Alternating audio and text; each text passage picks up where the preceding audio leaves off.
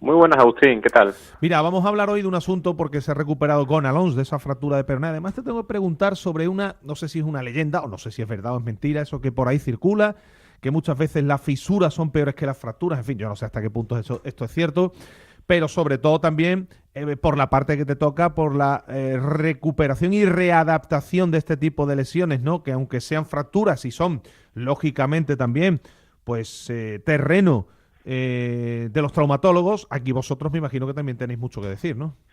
Claro, a ver, Agustín, en estos casos, en la primera fase, el tratamiento es principalmente traumatológico y cuando hay una fractura deberíamos diferenciar de si hace falta o no una intervención quirúrgica. Digamos que hay fracturas simples donde simplemente En el caso de eh, Gonalons no ha hecho falta intervención. no hizo falta exactamente intervención. En estos casos lo que se recomienda es una inmovilización, dependiendo de la dificultad o del grado de la fisura o de la fractura, hará falta más o menos tiempo inmovilizado para que el propio hueso vaya consolidando, porque la corteza del hueso está en continua formación. ¿De acuerdo? Por tanto, si hay una pequeña lesión en el mismo, pues seremos capaces de recuperarla sin problemas. Claro. Especialmente cuando no hay un gran espacio entre un borde y el otro del hueso fracturado. Digamos que si son milímetros, el cuerpo va a ser capaz de recuperarse de forma rápida. Si en cambio ya hay una fractura de mayor Con más distancia, de mayor separación. desplazamiento, Cuanto menos separación, más facilidad claro, tendrá para unir nuevamente el hueso, lógicamente. efectivamente. Si ya hubiese más desplazamiento, generalmente sí suele hacer falta una intervención quirúrgica, una operación, en la que principalmente lo que van a intentar hacer es unir las piezas óseas para que el propio cuerpo se encargue de seguir recuperándolo, ¿vale? Y para ello, pues hay veces que utilizan clavos, tornillos, placas, es Ajá. bastante ferretería en este Ya, caso. ya, ya. Magníficamente explicado. Bueno, y una vez que ya el paciente, futbolista o quien sea, pasa ese periodo del que acabas de hablar, ahí entráis vosotros E con que... incluso una vez acaba la intervención, ya se Sí. le pueden dar cierto tipo de recomendaciones, que las puede dar tanto el traumatólogo, el que lo interviene, como el fisioterapeuta en este caso.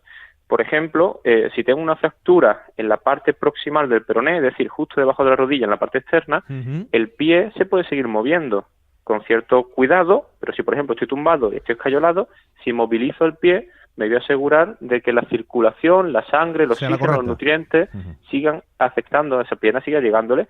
Si en cambio yo me llevo un mes y medio escayolado, por poner un ejemplo, y un mes y medio en el que mi pie no tiene ningún tipo de información, ni mi pierna tiene ningún tipo de información, cuando retiremos esa escayola vamos a partir no de cero, sino de -100. Y eso es un gran problema que nos encontramos en fisioterapia cuando hay una fractura.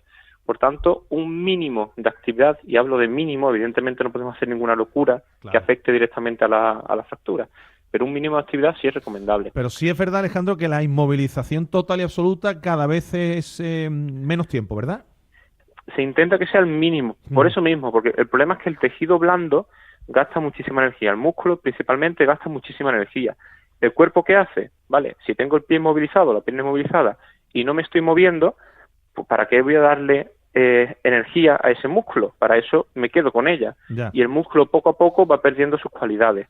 Y ya no solamente que perdamos fuerza y volumen, sino que, digamos, los ingredientes del músculo al no moverse también van cambiando. Esas fibras de elastina, que son las que te permiten, sobre todo, movilizar y que sea flexible, se Ujú. van degenerando, se van degradando y hacen que el músculo se vuelva mucho más rígido, mucho más tenso.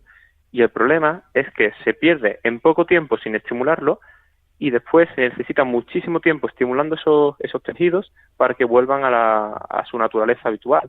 Ujú. Y esa es la principal complicación de la fractura. De hecho, yo siempre digo lo mismo. La fractura se curó en cuanto te operaste y pasó algo más de tiempo. Lo que estamos tratando ahora es la consecuencia de haber tenido una fractura, no la fractura en sí. Ujú. Oye, por último, eso de que algunas fisuras son peores que las fracturas, A ver, aquí me gustaría diferenciar que dependiendo del hueso fracturado, claro, del va sitio, ¿no? a ver, Del sitio. una fisura simple en el cráneo, yo no la querría tener, y una Ya, fractura compleja en el cráneo, pues tampoco. claro. Y no es lo mismo una fisura o una fractura de una sola pieza, que digamos te divide en dos, a una fractura conminuta que te divide en muchos cachitos chicos el hueso. Ya, te he entendido. Dependiendo de todo eso va a ser más o menos Que complejo, tenga más o menos grietas para que nos entendamos, ¿no? por Más así o menos. decirlo, Ujú. ¿vale? Ya. Y aún así yo diría que a priori una fisura simple, a priori no tendría que ser más complicada ni mucho menos que una fractura más compleja.